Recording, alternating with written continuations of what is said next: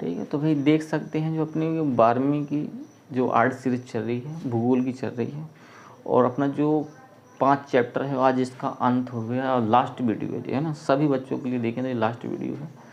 और इसके अलावा जिन बच्चों ने नहीं देखा है इससे पहले सारे क्या है पार्ट डले हुए हैं 5 चैप्टर के, और आज या कल में क्या मिल जाएगा, सारा नोट्स मिल जाएगा, जितना भी पढ़ाया गया है सबका नोट्स दे दिया जाएगा। तो वीडियो के डिस्क्रिप्शन में मिल जाएगा, यदि अगला जो चैप्टर स्टार्ट होता है तो उसके लिंक पे मिल जाएगा, फिर इसी के लिंक पे मिल जाएगा, या कल तक मिल जाएगा शायद, है ना। तो बने रहें, और जिसको भाई 90% बनानी है तो अपने चैनल से जुड़े रहें, और जितना बताया जाता है सिर्फ उतना ही सुनते चलें, उतने में क्या अपने 90% आसानी से आ जाएगा। चलो आ जाओ, तो अपन पढ़ते हैं आज कभी सतत कृषि के लिए राष्ट्रीय मिशन। मतलब जो सतत कृषि है, मतलब लगातार अपन कृषि करते रहें, उसके लिए कौन कौन से मिशन चलाए गए हैं।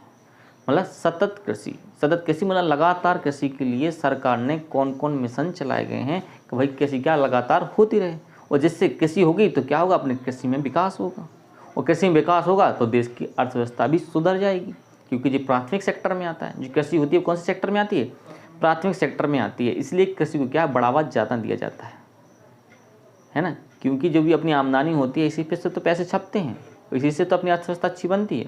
इसलिए पर हमेशा देखा होगा कि सरकार ज़्यादा जोर से क्या होती है, कृषि पे क्या है ज़्यादा बढ़ावा देती हैं, और कृषि विकास पे बहुत बढ़ावा देती है ना। तो वही यहाँ पर देखा जाए जो अपन पढ़ रहे थे, तो पहले भी पढ़ चुके हैं कि भाई देश की आज़ादी से पहले क्या अपनी कंडीशन रही है कृषि की, वो इसकी बात कर रही है ना। तो भाई कल वाले वीडियो में सब बताया गया है, वो जाके देख सकते हो कहाँ कहाँ से कैसी स्थिति बनी, अपने कितना संकट आया, फिर कौन सी अपन ने मैक्सिको से अपने गेहूं की क्या गेहूं किस्में ली थी, है ना, और फिलिस्पीन से क्या ली थी, चावल की किस्में ली थी ना। तो जी देख सकते हो पिछले वाली वीडियो में सब हो चुका है।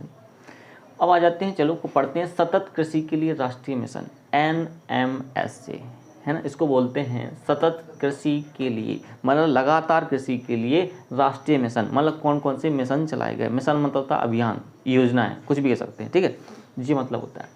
अब आ जाते हैं यहाँ पर समझते हैं कि फिर वही बाई क्वेश्चन है, हेडिंग से आता है कि सतत कृषि के लिए राष्ट्रीय मिशन, सतत कृषि के लिए सरकार ने कौन कौन सी योजनाएं या मिशन या अभियान चलाए हैं, ये बोल सकते हैं।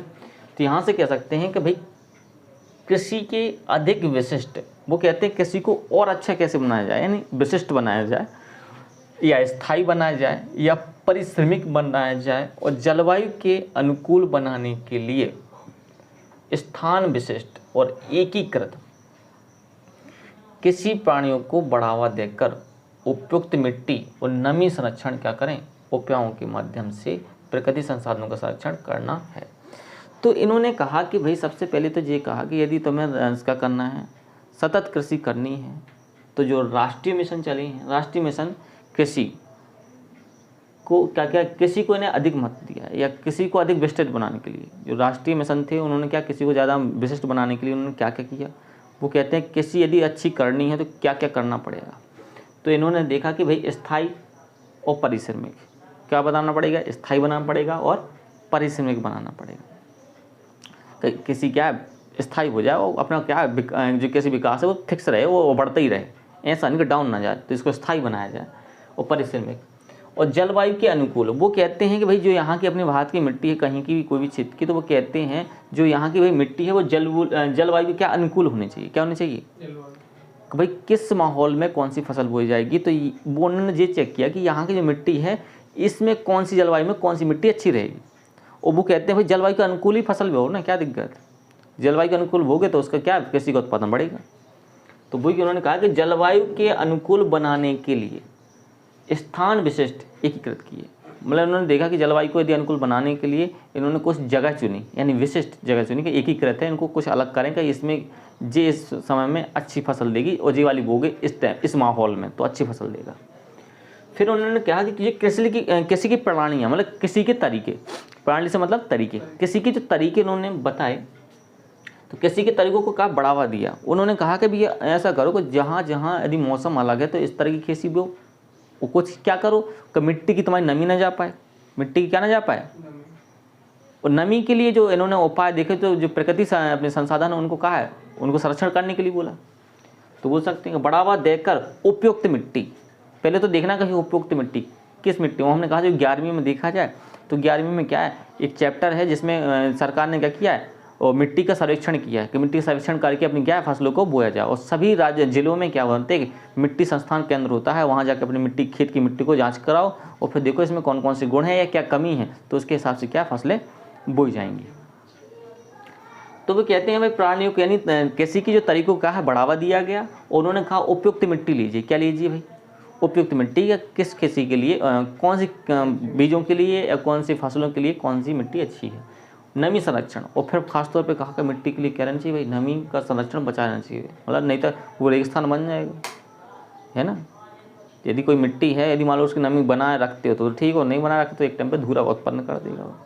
तो नमी संरक्षण उपायों के माध्यम से, और उपाय क्या होंगे भाई, प्रकृति संसाधन बचाने पड़ेंगे। यदि नमी का संरक्षण करना तो तुम्हें प्रकृति संसाधन क्या करने पड़ेंगे, बचाने पड़ेंगे। जैसे पौधों का बचना, सबसे ज़्यादा तो पहले पौधों ही का है, क्योंकि पौधे जहाँ लगे रहेंगे तो वहाँ पर क्या वो जड़ों के माध्यम से क्या पानी ले आता रहेगा।